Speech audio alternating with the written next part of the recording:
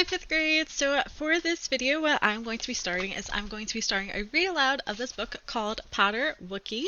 And I just thought it would be a fun read aloud. And what I'm going to do is each of these videos is going to be one chapter of the book. And I'll also be placing them up on YouTube so you guys can follow along.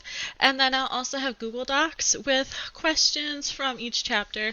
Just if you want to work on your reading comprehension, you can do that. So this video will be the first chapter of PotterWookie, but first what I'm going to do is I'm going to read the back of the book so you get an idea of what this book is about. So, and of course, if you have any book suggestions for read alouds, I'll see what I can do, and I'll either see if I have them in my house or I could see if I can find them through the library like sharing programs online and see if I could read those aloud too. So we're going to start off with this read aloud and then see where we go from there. So, this book says, just when Rob's life seems back to normal, another weird creature turns up.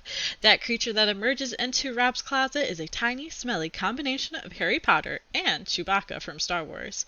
Rob's eccentric family and friends are already messing up his life. The last thing he needs is PotterWookie to complicate things further. But his new charge turns out to have some tricks up his sleeve, and maybe even some magic. Can PotterWookie save the day, or can he at least save Rob from a cooking contest catastrophe? Join Rob and the new creature from his closet in their hilarious dealings with girls, bullies, books, and more. So, sounds like it should be a fun read, and if you're into Harry Potter, Star Wars, or just silly books in general, this should be a fun read for you. So, let's go ahead and get started with Chapter 1. And this book has a lot of art throughout it, so I'll try to stop and show you guys the art throughout the book as well. So this is Chapter 1 called Problems. My name is Robert Columbo Burnside, and I have a problem. There, I said it. Although I really should have said, my name is Robert Columbo Burnside, and I have a lot of problems. For starters, I'm not completely sure how to begin this book. Once upon a certain time period, not really very far away. Here comes a bunch of words. It was the best of times. It was a weekday. My name is Robert Columbo Burnside, and I have a problem. My sister Libby is another problem. She's constantly obnoxious and usually staring at herself in the mirror. I think everybody besides me is gross. I've also bothered by my younger brother Kevin. We call him Tuffin because when I was little I couldn't pronounce his name right, so I said Tuffin. The problem with him is that my mom insists on telling everybody the story about his name. 2 days ago, when our new neighbor came over to borrow some sugar, my mom went out of her way to embarrass me. And then that is his sister Libby right there. And then Robert says, I love Whittle Tuffin, and it just stuck. What a beautiful story. And there's his mom telling the story about the name. I think it's why my parents were created, to embarrass us. Not like I don't like my mom and dad, but there's still a problem. I mean, my mom calls me Ribbert, and if she's not humiliating me, she's sleeping. I'm just taking my third nap of the day. Good for you. And so that's her taking her nap. And my dad's a problem because he's constantly happy, even when things seem bad. He sells playgrounds equipment to schools and cities, and he always wears a suit and tie. He loves his job. 2 hours of play a day keeps the blahs away. My pets are sort of a problem. I have a fat dog named Puck who whines and eats a lot, and a parrot named Fred. Fred escaped from his cage years ago and we couldn't catch him. Now he just spends his days flying around the house and pooping on everything. So there is the dad selling the playground equipment, and that must be their fat dog, Puck. My friends are definitely a problem. For example, just last week, we accidentally broke the phone booth at the mall, and my dad had to pay $200 to get it fixed. And you can see how they broke the phone booth, so they all get in there, they're piling in there, and all of a sudden it breaks. I guess you're not supposed to have more than 3 people in the booth at a time. Now my dad has me cleaning things that don't need cleaning, just to pay him back. Can I stop now? I've already cleaned this twice, and it wasn't dirty to begin with. Let's have you clean it again, just to be sure. My neighbor Jamie is a problem. Okay, she isn't really a problem, but her not being interested in me kind of is. We're on much better terms since the dramatic poetry contest. Still, whenever I see her, I feel like every joint in my body stops working and I come unhinged. So that's him talking to his dad, and then I think this is the girl that he likes talking to. Are you okay, Rob? Probably not. I think one of my biggest problems is that I have to keep writing stuff down. It's not something I would normally do. I mean, to be completely honest, I never thought I would write so many words in my life. It's also sort of a bummer that I'm not even getting a grade for all these words. It's like I'm doing an extra credit project for no reason. Still, I know I have to document what is happening to me, because someday the world will need to know about the very biggest problem of all, my closet. My closet is messing with me, doctor. How does that make you feel? Messy. There's him with, sounds like a counselor. My closet used to be normal. It didn't have a door, and I used to sit inside of it and play with my homemade science lab. Then my dad found an old door at a garage sale. I think there's a good chance it's the heaviest door in the world.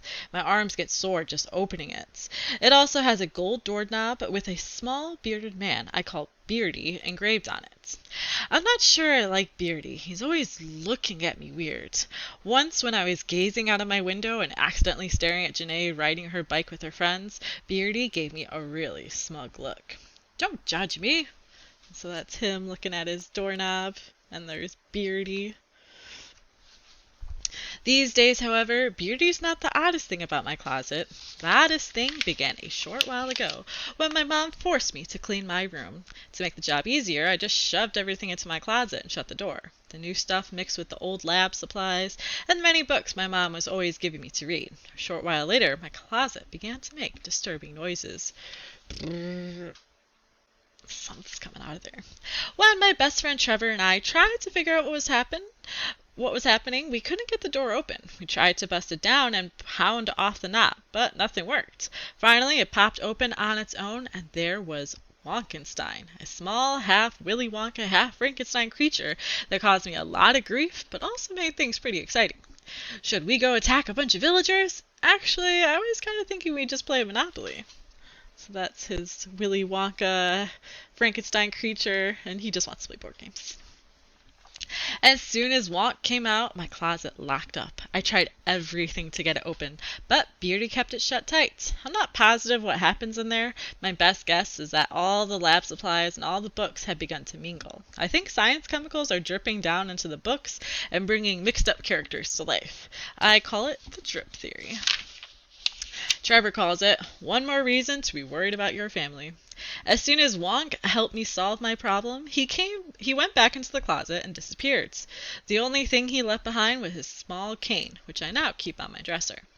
I thought that would be the end of the oddness, but soon after he left, my closet opened, and I was visited by a new thing. Bits of him were hairy and fuzzy like Chewbacca, the Wookiee from Star Wars. Other parts of him were sort of Harry Potter-ish. He's a little smaller than Wonkenstein, and he smells like a wet dog. He also showed up wearing a scarf, glasses, and a robe, and he was holding wands. He has long hair over parts of his body. If I were a scientist, I would say what we have here is a PotterWookie. Since I'm not a scientist, I decided just to call him something shorter. Harry. He was friendly and interesting right from the start. I'm looking for platform D2. So that's him pretending he's a scientist, calling this the Wookiee, and then, oh, sorry. Here is PotterWookie. And you see he called him Harry, not like Harry Potter, but as in like Harry, like he got a lot of hair.